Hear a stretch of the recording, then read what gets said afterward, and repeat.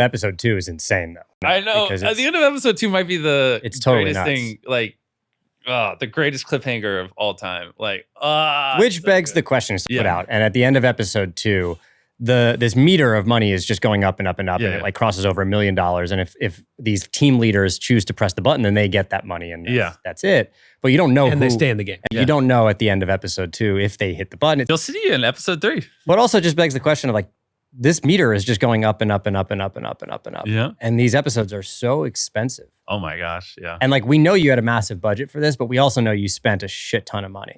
I went over budget. You went over budget. I lost tens of millions of dollars. So like, how does this fit into the Mr. Beast business? Oh. Like, I know how YouTube fits into the business very well. Yeah.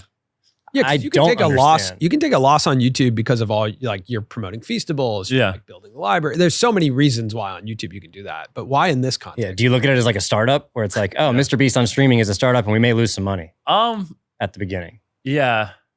Well, let me think on it. Because I think for me, I guess for everything we're doing, we kind of have, I guess everything we're doing is kind of like content. Like, it fits in 3 buckets. Like we have I guess our studio, which is like the show, YouTube, all the social media platforms. We have CPG, which is consumer packaged goods, which would be like Feastables and Lunchly. And then the third bucket we've been working on a lot recently is like software, doing things like view stats and stuff like that. Because we have a very global audience. And even Feastables that I've been doing for years now, most of my audience can't buy it because it just takes forever to scale up. So I wanted to do more digital things. And I think